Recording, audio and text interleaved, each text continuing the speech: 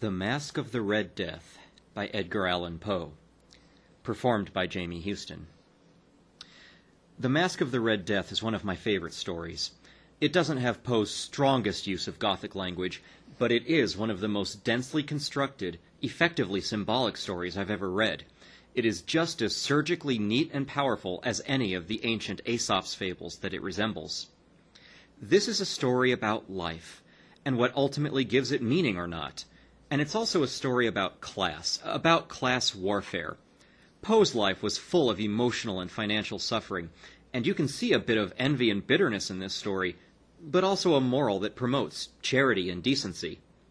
Please note that the word masque in the title is not M-A-S-K, as in a costume that covers your face, but is short for masquerade, which suggests a gruesome celebration involving hidden identities and moralistic allegorical dramas. Right from the start, Poe tells us that he has a serious lesson in mind. The Red Death had long devastated the country. No pestilence had ever been so fatal or so hideous. Blood was its avatar and its seal, the madness and the horror of blood. There were sharp pains and sudden dizziness, and then profuse bleeding at the pores with dissolution. The scarlet stains upon the body, and especially upon the face of the victim, were the pest ban which shut him out from the aid and from the sympathy of his fellow men. And the whole seizure, progress, and termination of the disease were the incidents of half an hour. So this first paragraph is devoted to describing this disease, the Red Death. Basically, you catch it, and within a half hour you might double over in agony, and suddenly a bunch of blood shoots out the pores in your skin and you die. I know, awesome, right? But Prince Prospero was happy and dauntless and sagacious. When his dominions were half depopulated, he summoned to his presence 1,000 hale and light-hearted friends from among the knights and dames of his court, and with these retired to the deep seclusion of one of his castellated abbeys. This was an extensive and magnificent structure, the creation of the prince's own eccentric yet august taste. A strong and lofty wall girdled it in. This wall had gates of iron. The courtiers, having entered, brought furnaces and massy hammers and welded the bolts. They resolved to leave means neither of ingress nor egress to the sudden impulses of despair or of frenzy from within. The abbey was amply provisioned. With such precautions, the courtiers might bid defiance to contagion. The external world could take care of itself. In the meantime, it was folly to grieve, or to think. The prince had provided all the appliances of pleasure. There were buffoons, there were improvisatori, there were ballet dancers, there were musicians, there was beauty, there was wine. All these and security were within. Without was the Red Death. So as this plague rages on, their prince, notice his name, by the way, Prospero, like prosperous, or someone who's lucky and fortunate in life. Well, he goes out and comforts his people and works day and night to find a cure, right? Oh, wait, no. He gets together 1,000 of his closest friends, also from the upper class, and they lock themselves in the castle, like snobs in a penthouse mansion. The plan is just to party until everybody else outside is dead and the plague is gone. Sounds like a great guy, right? I bet Poe gives him a happy ending. What? It could happen. It was toward the close of the 5th or 6th month of his seclusion that the Prince Prospero entertained his 1,000 friends at a masked ball of the most unusual magnificence. It was a voluptuous scene, that masquerade. But first, let me tell of the rooms in which it was held. There were 7, an imperial suite. In many palaces, however, such suites form a long and straight vista, while the folding doors slide back nearly to the walls on either hand, so that the view of the whole extent is scarcely impeded. Here the case was very different, as might have been expected from the Duke's love of the bizarre. The apartments were so irregularly disposed that the vision embraced but little more than one at a time. There was a sharp turn at the right and left in the middle of each wall. A tall and narrow Gothic window looked out upon a closed corridor of which pursued the windings of the suite. These windows were of stained glass whose color varied in accordance with the prevailing hue of the decorations of the chamber into which it opened. That at the eastern extremity was hung, for example, in blue, and vividly blue were its windows. The second chamber was purple in its ornaments and tapestries, and here the panes were purple.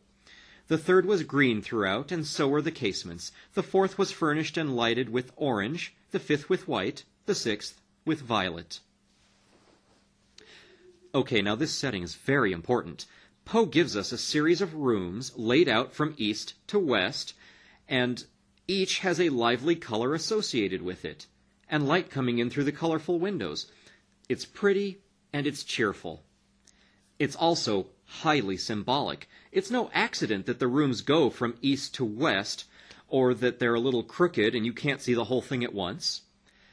As we'll see in a moment, there are 7 total rooms. 7 is an important number. It signifies something whole and complete. 7 days make up 1 week, a complete unit of time.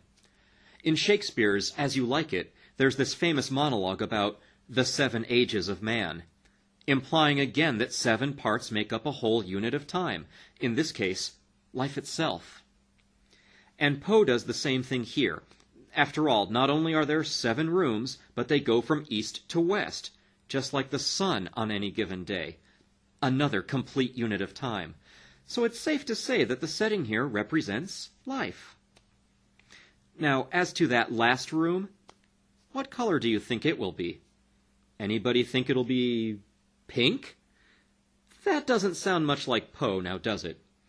Consider this setting again as a metaphor for life. How does life end? How could that be represented as a room? The 7th apartment was closely shrouded in black velvet tapestries that hung all over the ceiling and down the walls, falling in heavy folds upon a carpet of the same material and hue. But in this chamber only, the color of the windows failed to correspond with the decorations. The panes were scarlet, a deep blood color. Now, in no one of any of the 7 apartments was there any lamp or candelabrum, amid the profusion of golden ornaments that lay scattered to and fro and depended from the roof. There was no light of any kind emanating from lamp or candle within the suite of chambers, but in the corridors that followed the suite, there stood opposite each window a heavy tripod, bearing a brazier of fire that projected its rays through the tinted glass and so glaringly lit the room. And thus were produced a multitude of gaudy and fantastic appearances. But in the western or black chamber, the effect of the firelight that streamed upon the dark hangings through the blood-tinted panes was ghastly in the extreme, and produced so wild a look upon the countenances of those who entered, that there were few of the company bold enough to set foot within its precincts at all. So no one at the fancy party wants to go hang out in the death room? That's strange. But Poe has one more detail to lock in the meaning of the setting and, of course, to make it even more creepy. It was within this apartment also that there stood against the western wall a gigantic clock of ebony. Its pendulum swung to and fro with a dull, heavy, monotonous clang, and when the minute hand made the circuit of the face, and the hour was to be stricken, there came from the brazen lungs of the clock a sound which was clear and loud and deep and exceedingly musical, but of so peculiar a note and emphasis that, at each lapse of an hour, the musicians of the orchestra were constrained to pause momentarily in their performance, to hearken to the sound. And thus the waltzers perforce ceased their evolutions, and there was a brief disconcert of the whole gay company, and while the chimes of the clock yet rang, it was observed that the giddiest grew pale, and the more aged and sedate passed their hands over their brows, as if in confused reverie or meditation. But when the echoes had fully ceased, a light laughter at once pervaded the assembly. The musicians looked at each other and smiled as if at their own nervousness and folly, and made whispering vows, each to the other, that the next chiming of the clock should produce in them no similar emotion. And then, after the lapse of 60 minutes, which embraced 3,600 seconds of the time that flies, there came yet another chiming of the clock, and then were the same disconcert and tremulousness and meditation as before. So not only is this party set in life itself, but we have this eerie reminder of ultimate death at the very end, literally against the western wall of the last room. And when it chimes and reminds everyone that it's there, the party gets ruined briefly. But don't worry, because, as in real life, after a serious disturbance, we always manage to go on with our pointless little party, don't we? Notice that, if the setting is life, what's going on here? Just a pointless little party to escape the reality of the suffering of others. Poe's depiction of humanity here is just a wee bit pessimistic. But in spite of these things, it was a gay and magnificent revel. The tastes of the Duke were peculiar. He had a fine eye for color and effects. He disregarded the decora of mere fashion. His plans were bold and fiery, and his conceptions glowed with barbaric luster. There are some who would have thought him mad. His followers felt that he was not. It was necessary to hear and see and touch him to be sure he was not. He had directed in great part the movable embellishments of the seven chambers upon occasion of this great fete, and it was his own guiding taste which had given character to the masqueraders. Be sure they were grotesque. There were much glare and glitter and piquancy and phantasm, much of what has been since seen in Hernani. There were arabesque figures with unsuited limbs and appointments. There were delirious fancies such as the madman fashions. There were much of the beautiful, much of the wanton, much of the bizarre, something of the terrible, and not a little of that which might have excited disgust. To and fro in the seven chambers stalked, in fact, a multitude of dreams. And these dreams writhed in and about, taking hue from the rooms, and causing the wild music of the orchestra to seem as the echo of their steps. By the way, I keep talking about the symbolism here, and I've implied something else about it. Poe says the people at the party wore every kind of costume and covered the whole spectrum of appearances, from revolting to gorgeous, like a movie marathon that includes The Godfather and, Transformers 2, and everything in between. Like all the details here, it means something. It's like the crew of the ship in Moby Dick, or for that matter, the crew of the Enterprise in Star Trek. It has so much unnatural variety that it clearly wants us to think of the whole human race on this journey. So who exactly is at this party of life? Why, everybody, of course. Everybody's in life. And how does life end again? Gee, do you think the people at this party might end up going into that last black and red clock room after all? And anon there strikes the ebony clock which stands in the hall of the velvet, and then for a moment all is still, and all is silent save the voice of the clock. The dreams are stiff frozen as they stand, but the echoes of the chime die away. They have endured but an instant, and a light, half-subdued laughter floats after them as they depart. And now the music swells, and the dreams live, and writhe to and fro more merrily than ever, taking hue from the many-tinted windows through which stream the rays of the tripods. But to the chamber which lies most westwardly of the seven, there are now none of the maskers who venture, for the night is waning away, and there flows a ruddier light through the blood-colored panes, and the blackness of the sable drapery appalls, and to him whose foot falls on the sable carpet, there comes from the near clock of ebony a muffled peal more solemnly emphatic than any which reaches their ears who indulge in the more remote gaieties of the other apartments. But these other apartments were densely crowded, and in them beat feverishly the heart of life, and the revel went whirlingly on, until, at length, there commenced the sounding of midnight upon the clock. And then the music ceased, as I have told, and the evolutions of the waltzers were quieted, and there was an uneasy cessation of all things as before. But now there were 12 strokes to be sounded by the bell of the clock, and thus it happened, perhaps, that more of thought crept, with more of time, into the meditations of the thoughtful among those who revelled. And thus, too, it happened that before the last echoes of the last chime had utterly sunk into silence, there were many individuals in the crowd who had found leisure to become aware of the presence of a masked figure, which had arrested the attention of no single individual before, And the rumor of this new presence having spread itself whisperingly around, there arose at length from the whole company a buzz or murmur expressive of disapprobation and surprise, then finally of terror, of horror, and of disgust. Boy, Poe doesn't miss a chance to ham it up here, does he? When does the climax come? Midnight, of course. It takes so long for the clock to chime 12 times that everyone gets really depressed, and then they notice someone new at the party, someone they didn't see before. Who is this mysterious party crasher?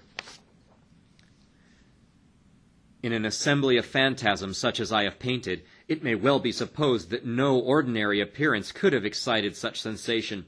In truth, the masquerade license of the night was nearly unlimited, but the figure in question had out-Heroded Herod, and gone beyond the bounds of even the prince's indefinite decorum. There are chords in the hearts of the most reckless which cannot be touched without emotion, even with the utterly lost, to whom life and death are equally jests. There are matters of which no jest can be made. The whole company, indeed, seemed now deeply to feel that in the costume and bearing of the stranger neither wit nor propriety existed. Well, whoever this new guy is, his costume is offensive, which is weird since we know the party already has a ton of outrageous costumes. What could it possibly be? The figure was tall and gaunt, and shrouded from head to foot in the habiliments of the grave. The mask which concealed the visage was made so nearly to resemble the countenance of a stiffened corpse that the closest scrutiny must have had difficulty in detecting the cheat. And yet all this might have been endured, if not approved, by the mad revelers around. But the mummer had gone so far as to assume the type of the Red Death. His vesture was dabbled in blood, and his broad brow with all the features of his face was besprinkled with the scarlet horror. When the eyes of Prince Prospero fell on this spectral image, which, with a slow and solemn movement, as if more fully to sustain its role, stalked to and fro among the waltzers, he was seen to be convulsed in the first moment with a strong shudder either of terror or distaste, but in the next his brow reddened with rage. "Who dares?" he demanded hoarsely of the courtiers who stood near him. "Who dares insult us with this blasphemous mockery? Seize him and unmask him, that we may know whom we have to hang at sunrise from the battlements." It was in the eastern or blue chamber in which stood Prince Prospero as he uttered these words. They rang throughout the 7 rooms, loud and clearly, for the prince was a bold and robust man, and the music had become hushed at the waving of his hand. It was in the blue room where stood the prince, with a group of pale courtiers by his side. At first, as he spoke, there was a slight rushing movement of this group in the direction of the intruder, who, at the moment, was also near at hand, and now, with deliberate and stately step, made closer approach to the speaker. But, from a certain nameless awe with which the mad assumptions of the mummer had inspired the whole party, there were found none who put forth a hand to seize him, so that, unimpeded, he passed within a yard of the prince's person.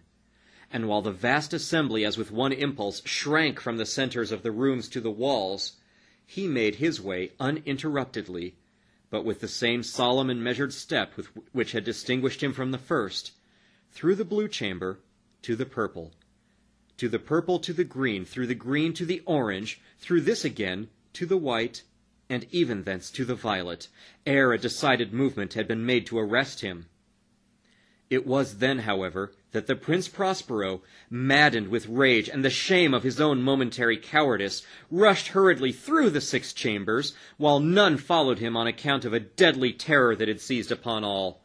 He bore aloft a drawn dagger, and had approached in rapid impetuosity to within 3 or 4 feet of the retreating figure, when the latter, having attained the extremity of the velvet apartment, turned suddenly and confronted his pursuer. There was a sharp cry, and the dagger dropped gleaming upon the sable carpet, upon which, most instantly afterward, fell prostrate in death the Prince Prospero.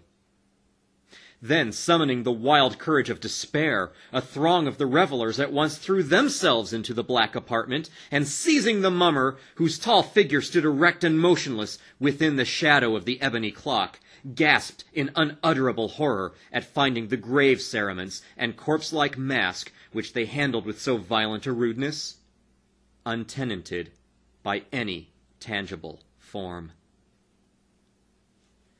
And now was acknowledged the presence of the Red Death.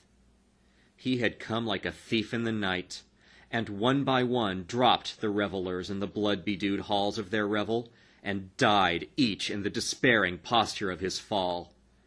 And the life of the ebony clock went out with the last of that of the gay, and the flames of the tripods expired, and darkness and decay and the Red Death held illimitable dominion over all. Sorry for that melodramatic ending, but I think Poe's exaggerated Gothic style welcomes it. So there you have it. All of their wealth and power did nothing to stop death from coming for them, just like it does for everyone else. Notice how often this story goes out of its way to point out how healthy and happy and full of life all of these people were, but in the end they end up trapped in the shadow of the death clock at the end of the journey, just like the narrator in Poe's poem, The Raven. This is like every disaster movie Hollywood ever made. There's always some rich city guy who thinks he can cheat nature, but he ends up toast. A few years ago, right before Halloween, the New Yorker magazine used this story for a clever cover illustration. This was at the height of the mortgage crisis / bailout fiasco, and the cover had the Red Death showing up on the floor of the stock exchange as a group of brokers screamed while blood shot out their eyes. They clearly got the point of this story, too. It's a revenge fantasy against uncaring elites who have it better off. This is also reinforced by that phrase near the end, like a thief in the night. That's a biblical allusion. There are a few in this story. A reference in the Bible to Jesus surprising everybody at the end of the world with a judgment of the wicked. Here, the Red Death seems to take that job. Or, by extension, Poe himself. Geez, Edgar, not that you're bitter or anything, right? So, ultimately, the Masque of the Red Death isn't just a mere acknowledgement that we're all going to die no matter what. Although it does certainly say that. But it's a cautionary tale about those with wealth ignoring the needs of the less fortunate, and just wasting their lives in an ongoing private party. I would close by suggesting that this story should be especially scary to Paris Hilton.